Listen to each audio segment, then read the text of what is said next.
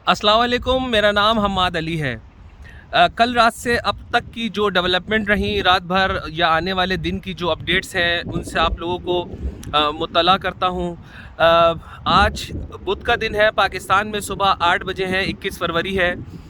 अच्छा, कल का जो पूरा दिन गुज़रा है, हमारे यहाँ कल एक मंडी लगी रही पाकिस्तान बराए फ़रोख्त की, और 5 सेशंस के बाद छठे सेशन में जाकर, अगर आपने मेरा कल का व्लॉग सुना हो तो मैंने कहा था कि इन लोगों को जो मुज़ाकरात हो रहे हैं पाकिस्तान पीपल्स पार्टी के और मुस्लिम लीग के, उनको फ़ाइनल 5वें सेशन में करना है, वरना इनको इस्लामाबाद आने के लिए, या इस्लामाबाद ये दूसरे लफ्ज़ों में बोलें, इनको तलब कर लिया गया था शहबाज शरीफ और आसिफ जरदारी को, अगर इनकी सेटलमेंट ना होती मंगल के दिन 5वें सेशन में।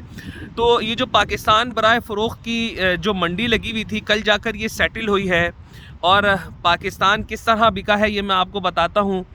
जरदारी साहब जो शुरू दिन से मैं आपको बता रहा था कि वो सदर रहेंगे, इवन दो के पीपल्स पार्टी के बिलावल साहब जो हैं, जो एक लीडर बनना चाहते हैं, एक जज्बा दिखाते हैं, वलवला दिखाते हैं, मगर अपनी सियासत को वो यहाँ पर आके ख़त्म कर गए हैं जब उन्होंने अपने वालिद साहब को इस धांधली शुदा इलेक्शन में, जिसको पूरी दुनिया कह रही है कि इसमें ये पूरे इलेक्शन का जो हुआ है ये पूरा रिग्ड है। अल जज़ीरा की तो बाकायदा हेडलाइन है कि चोरी शुदा इलेक्शन है ये। उसके अलावा अमेरिका है, लंदन है, आप दुनिया के बड़े पेपर्स उठा लें, सब ये कहते हैं कि ये रिग्ड इलेक्शन हुए हैं पाकिस्तान के अंदर। सदर को, जरदारी साहब को सदर पाकिस्तान बना दिया गया है।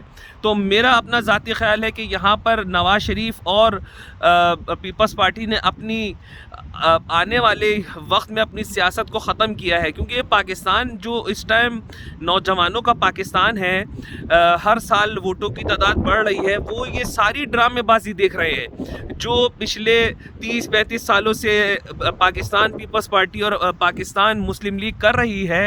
ये पाकिस्तान का जो बच्चा आज से 20 साल पहले 2 साल का था, वो अब 22 साल का होकर उसको पता चल रहा है कि ये लोग हमारे साथ खेल खेल रहे हैं। जरदारी साहब सदर बनते हैं, शहबाज शरीफ साहब दोबारा वज़ीर आज़म बनते हैं, पंजाब का जो गवर्नर है, बलूचिस्तान का पंजाब का जो गवर्नर है वो पीपल्स पार्टी लगाएगी, खैबर पख्तूनख्वा का गवर्नर जो है वो पीपल्स पार्टी लगाएगी, बाकियों का नवाज शरीफ मुस्लिम लीग नून लगाएगी।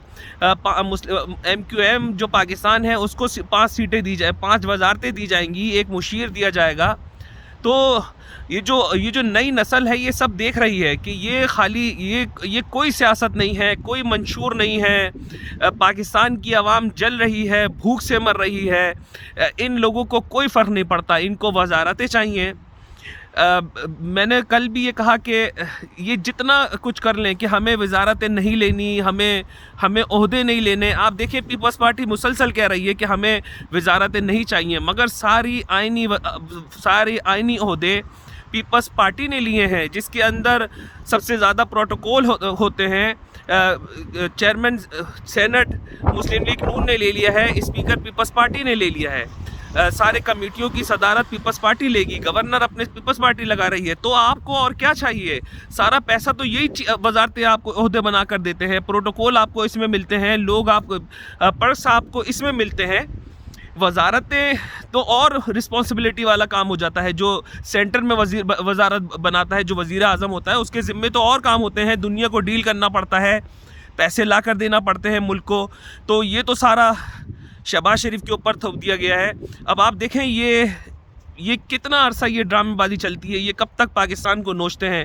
पाकिस्तान की तारीख़ आप देख लें, जब से ये मुल्क आज़ाद हुआ है, इसको जितने लोगों ने नोच के खाया है, अल्लाह पाक ने उनकी नस्लें ख़त्म करी हैं। ये आप पाकिस्तान की हिस्ट्री देख लें, आप पढ़ सकते हैं पाकिस्तान की हिस्ट्री को। पाकिस्तान को जिसने नोचा है, खाया है, अल्लाह पाक ने उसको तबाह बर्बाद किया है। दूसरी तरफ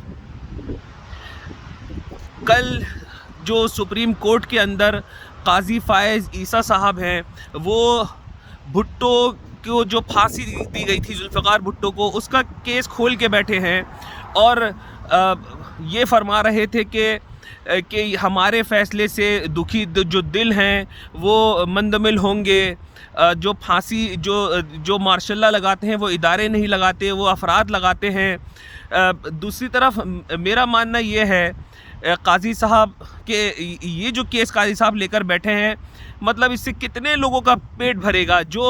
جو سچ کا ٹائم تھا قاضی صاحب نے اس وقت تو اسٹینڈ لیا نہیں، جو بیٹ کا فیصلہ قاضی صاحب نے کیا اس سے اپنے کیریئر پہ ایک دھبا لگا لیا۔ آنے والے وقتوں میں جب بھی تاریخ لکھی جائے گی تو جسٹس منیر کے ساتھ ان کا نام لیا جائے گا، اتنا برا فیصلہ دیا ہے۔ ایک بات میں آپ کو بتاتا چلوں، میں پورے پاکستان کے علماء اکرام سے یہ ریکویسٹ کرتا ہوں، جمعے کی نماز کے اندر جب بھی آپ جمعے کا خطبہ کریں تو اس کے اندر قاضی صاحب نے 6 فروری کو سپریم کورٹ نے ایک فیصلہ دیا ہے قادیانیوں کے حق میں۔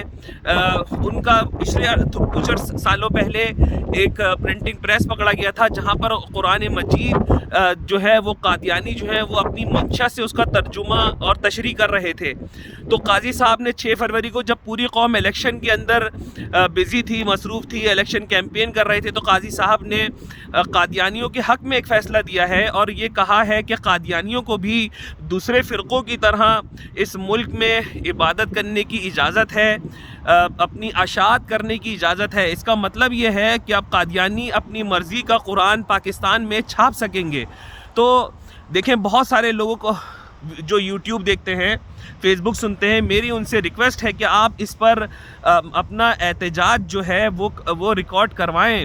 آپ اللہ کو کیا منہ دکھائیں گے، آپ اللہ کے نبی کو کیا منہ دکھائیں گے جب یہ پوچھا جائے گا آپ سے کہ قادیانیوں کو یہ پرمیشن دی گئی اور آپ فیس بک پر، ٹویٹر پر، یوٹیوب پر آپ مزے کر رہے تھے۔ تو یہ فیصلہ قاضی صاحب نے دیا ہے جو ایک خاموش واردات ہے۔ پاکستانی قوم کو اس پہ نظر رکھنے کی ضرورت ہے۔ دوسری طرف میں فلسطین کی بات آپ سے کرتا ہوں۔ کل فلسطین کی جنگ نہیں کہیں گے، جو جینوسائیڈ ہو رہی ہے، 137 دن ہو گئے ہیں اور اب تک کوئی 30,000 سے زیادہ لوگ وہاں پر شہید ہوئے ہیں۔ اور روزانہ کا حساب دیکھیں آپ، روزانہ 150-200 آدمی وہ شہید کرتے ہیں اور ہمارے کانوں پہ جوں نہیں رہتی۔ آپ کچھ نہیں کر سکتے، آپ فیس بک پر احتجاج کریں، آپ ٹویٹر پر احتجاج کریں، مگر اپنا ریکارڈ ضرور احتجاج کروائیں، اپنا احتجاج جو ہے وہ ضرور ریکارڈ کروائیں تاکہ آپ کا دل کم از کم سیٹسفائی ہو سکے کہ آپ اس ظلم جو ہو رہا تھا کہیں نہ کہیں آپ کسی نہ کسی لوور درجے میں آپ حق والوں کا ساتھ دے رہے تھے۔ پاکستان میں حکومت سازی جو ہے 4 تاریخ کو وزیر اعظم کا الیکشن ہونا ہے اور 8 تاریخ کو صدر صاحب کا الیکشن ہونا ہے۔ تو جو بھی اپڈیٹ آتی رہیں گی انشاءاللہ میں آپ لوگوں کو مطلع کرتا رہوں گا۔ آپ اپنا خیال رکھیے گا، دعا کیجیے گا کہ اللہ پاک پاکستان کی حفاظت فرمائے۔ آنے والا وقت پاکستان پر بہت مشکل آ رہا ہے، معاشی حالات پاکستان پہ بہت مشکل آنے والے ہیں۔ آپ سب لوگ جب اپنے لیے دعا کریں تو پاکستان کو بھی اپنی دعاؤں میں یاد رکھیے گا۔ پاکستان زندہ باد۔ السلام علیکم۔